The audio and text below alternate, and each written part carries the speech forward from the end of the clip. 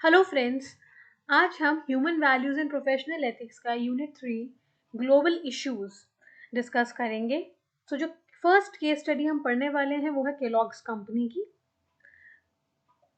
Kellogg's एक successful brand है USA का और ये एक ब्रेकफास्ट सीरियल प्रोड्यूस करते हैं जो कि कॉर्नफ्लेक्स, चोकोज ये सब हैं। और इस कंपनी के एनुअल टर्नओवर 9 बिलियन डॉलर्स के अराउंड है। चलिए पढ़ते हैं इनकी एस्टैब्लिशमेंट हिस्ट्री के बारे में। ये जो कंपनी है वो इंडिया आई 1994 में। काफ़ी हाई प्रोफाइल लॉन्च किया, काफ़ी ज़्यादा मार्केटिंग स्ट्रैटेजीज के साथ आए थे, बट सब फ्लॉप हो गया। दो रीजंस थे जो इनकी मार्केटिंग को फ्लॉप कर गए थे। पहला, कि जो ट्रेडिशनल ब्रेकफास्ट हैबिट्स थी इंडियंस की, जो कंपनी थी वो एम कर रही थी कि उन ट्रेडिशनल ब्रेकफास्ट हैबिट्स को ट्रांसफॉर्म कर देगी या चेंज कर देगी, जो कि ऑब्वियसली एक डिफिकल्ट चीज़ थी। नेक्स्ट, कि वो चाहते थे कि जो लोग हैं वो अपना जो अभी वो करंट ब्रेकफास्ट खा रहे हैं उसे अनहेल्दी समझे और जो नया ब्रेकफास्ट है यानी कॉर्नफ्लेक्स उसको हेल्दियर माने, जो कि अगेन ट्रेडिशंस के साथ एक प्ले था। तो इस वजह से इस कंपनी के जो स्ट्रैटेजी थी वो फ्लॉप हो गई। प्रोडक्ट सेल हुआ था, सेल होता था, बट एज अ नोवेल्टी या एज अ लग्जरी सेल होता था, यानी कि the ones who could afford वो ही जा करके इस प्रोडक्ट को खरीद रहे थे। एक रिपीटेड परचेज नहीं था। ऐसा नहीं था कि अगर कोई लेमैन जाए और मार्केट जाए ग्रोसरी शॉपिंग के लिए तो वो केलॉग्स चोकोज या केलॉग्स कॉर्नफ्लेक्स खरीद लाए। So what was the initial flaw? As we have discussed, सबसे बड़ा जो फ्लॉ था वो था फॉल्टी एडवर्टाइजमेंट। इन लोगों ने एडवर्टाइज किया कि जो ट्रेडिशनल इंडियन ब्रेकफास्ट है वो अनहेल्दी है, यानी पराठा, वड़ा, ये सब अनहेल्दी खाना है और हेल्दी खाना है कॉर्नफ्लेक्स।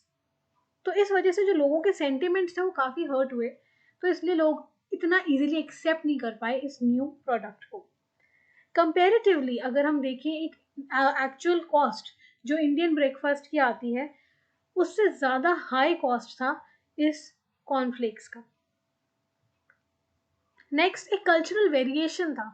इंडिया में हमेशा से हॉट या वार्म स्वीटेंड मिल्क पीने का ही ट्रेंड रहा है, जबकि कॉर्नफ्लेक्स जो है वो कॉन्सेप्ट के साथ आए थे कि कोल्ड अनस्वीटेंड मिल्क में खाए जाएं ताकि वो क्रिस्पी रहे, जो कि लोग अगेन एक्सेप्ट नहीं कर पाए क्योंकि उनको हमेशा से गर्म और मीठा दूध पीने की आदत थी और जैसे ही कॉर्नफ्लेक्स को गर्म दूध में डाला जाता है वो क्रिस्पी नहीं रहते हैं, वो सॉगी हो जाते हैं।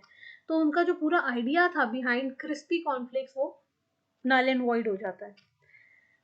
अगेन कंपनी एक ब्लैंड टेस्ट के प्रोडक्ट को एडवर्टाइज कर रही थी, जो कि एक लैंड ऑफ स्पाइसेस आप कह लीजिए, या फिर इंडिया में जो कि अपने आप में एक land of flavours of food है।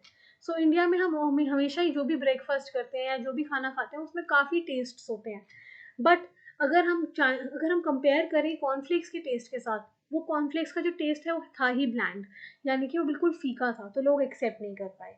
मोर ओवर इंडियंस को हमेशा से आदत रही है हैवी ब्रेकफास्ट करने की या प्रिंसली ब्रेकफास्ट करने की।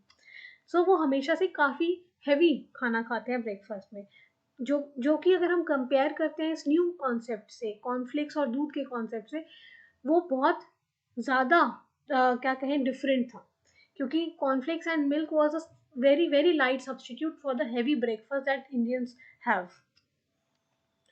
So, what was the turnaround? What was the change in the strategy that this company brought? This company brought about many changes in their strategy. So, the first one was that they started an innovative marketing campaign.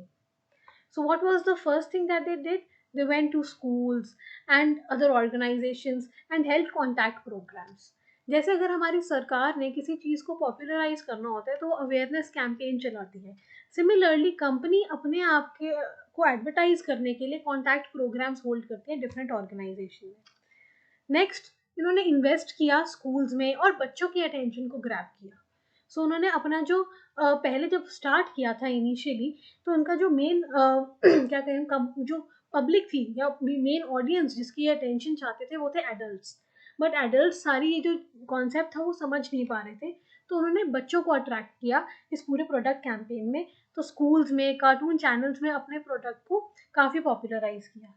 Next, उन्होंने जो brand name है उसको थोड़ा सा Indianise किया। पहले Kellogg's जो था वो एक फॉरेन ब्रांड जैसे एंट्री करता है और एकदम से एक्सेप्ट नहीं किया जाता है। तो उन्होंने अपना नेम चेंज किए, अपना जो कैंपेन था उसके अंदर ऐसे वर्ड्स ऐड किए जैसे आयरन शक्ति, कैल्शियम शक्ति, ताकि लोग जो है वो ज़्यादा कनेक्ट कर पाए ब्रांड के साथ। उन्होंने जो पैकेजिंग थी प्रोडक्ट की वो चेंज करी, ताकि जनरली पैकेट्स चेंज करने से लोग अट्रैक्ट ज़्यादा होते हैं, तो उन्होंने ब्राइट कलर की पैकेजिंग करी अपनी। Next, they built their image through recycling and reusing, improving health. So what they did was कि उन्होंने popularize किया कि हमारा जो product है वो health improve करेगा लोगों की, वो iron देगा आपको। तो इस तरीके से न्यूट्रिशनल वैल्यू और हेल्थ के ऊपर फोकस किया। प्लस जो पैकेजिंग थी वो रिसाइकल्ड पेपर से बनती है। इस तरीके के जो कैंपेन में ये सब चीज़ें इन्वॉल्व करके ये कंपनी पॉपुलराइज करना चाह रही थी अपने ब्रांड को। Next thing that they did was that they held an effective supply chain. सबसे पहले उन्होंने कॉस्ट रिड्यूस किया, क्योंकि एक एवरेज इंडियन ब्रेकफास्ट का कॉस्ट उतना नहीं पड़ता है जितना कॉर्नफ्लेक्स का पड़ रहा था। तो उन्होंने अपने कॉस्ट रिडक्शन किया, लोकलाइज किया अपने जो जितनी भी पैकेजिंग मटेरियल और रॉ मटेरियल की रिक्वायरमेंट थी, यानी कि अपना प्लांट सेटअप किया जिससे कि उनके जो ट्रांसपोर्टेशन कॉस्ट्स हैं वो कट हो जाएं। नेक्स्ट, उन्होंने मैन्युफैक्चरिंग प्लांट जो है वो मुंबई के पास सेटअप किया। मुंबई जो था वो लार्जेस्ट मार्केट था सीरियल का उस वक्त, ताकि उनके जो ट्रांसपोर्टेशन कॉस्ट बिल्कुल ऑप्टिमाइज रहे, कम रहे एकदम।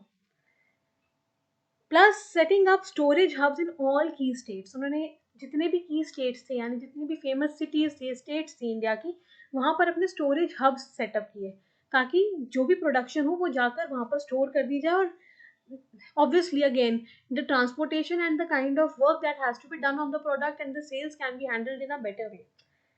Plus they deployed Oracle 11i based enterprise resource planning for better service. So उन्होंने अपना जो सारा डेटाबेस रेडी किया, सॉफ्टवेयर रेडी किया, जिसके बिहाफ पर वो कंपनी को रन कर पाते और बेटर मैनेजमेंट हो पाती। Next, customizing products for India. So there were many alterations that the product made for India. So first, they used Indianized terms in their advertisements like iron shakti, calcium shakti. Second, they localized the flavors, यानी कि उन्होंने वो flavors लाए वो जो कि Indian लोग जो थे एक्सेप्ट कर रहे थे या इंडियंस खाने के लिए रेडी थे। So this was the time when Kellogg's transformed into the chocolatey version of itself. सो उन्होंने डिफरेंट चॉकलेटी वेरिएंट्स निकाले कॉर्नफ्लेक्स के, डिफरेंट शेप्स निकाली। आज भी अगर हम किसी कार्टून चैनल पे देखते हैं तो केलॉग्स चोकोस बहुत अलग अलग थीम्स और अलग अलग शेप्स के हिसाब से आता है। कभी कोई प्लैनेट का वो निकाल देते हैं, कभी स्टार्स निकाल देते हैं, कभी मून शेप्ड आ रहा है। So there are many different varieties that they have taken out. Next, they started focusing on the nutritional value. So उन्होंने क्या किया कि आयरन की यहाँ पे ज़्यादा ज़रूरत है, तो इंडिया की जो न्यूट्रिशनल प्रोफाइल है उसके ऊपर फोकस करते हुए उसी चीज़ को पॉपुलराइज किया। जैसे हमने पहले भी पढ़ा आयरन शक्ति, तो उन्होंने इस चीज़ को काफ़ी पॉपुलराइज किया क्योंकि इंडिया का न्यूट्रिशनल प्रोफाइल ये मांगता था। Next, they had a strong support from the parents. तो जो उनकी पेरेंट कंपनी थी वो काफ़ी स्ट्रॉन्ग थी, तो उनको टेक्नोलॉजी इनपुट्स के लिए और कैसे कस्टमाइज करना है प्रोडक्ट को, कैसे पैकेजिंग मटेरियल को डेवलप करना है और किस तरीके की ऑपरेशनल स्ट्रैटेजीज होनी चाहिए ताकि जो लोग हैं इंडिया के वो एक्सेप्ट करें प्रोडक्ट को, ये सब के ऊपर काम करती थी पेरेंट कंपनी। सो उनको काफ़ी सपोर्ट मिला केलॉग्स वालों को अपनी पेरेंट कंपनी से, and hence they were able to perform better in India. Leveraging the Indian advantage. So we all know about brain drain. Similar was the concept here also. जितना भी India के खुद के talented लोग थे जो high post पर इस कंपनी में रीच आउट हुए, उनको अब्रॉड भेजा गया, अदर कंट्रीज में भेजा गया, ताकि वो अपना टैलेंट यूज करें और उस पर्टिकुलर कंट्री में केलॉग्स का जो होल्ड है वो ज़्यादा स्ट्रॉन्ग करें। So brain drain helped in better management. So needless to say, the company definitely faced many benefits after changing the strategy. And what are the future plans? So सबसे पहले जो benefit हुआ वो ये हुआ कि market share जो था उसमें gain आया 60 to 65% का. फ्यूचर इन्वेस्टमेंट्स और प्लान कैलॉग्स के ये हैं कि वो ऑब्वियसली कंटिन्यू कर रहे हैं इंडिया में, क्योंकि अब इंडिया में उस कंपनी का काफ़ी होल्ड हो गया है. So they are going to continue their investments in the country.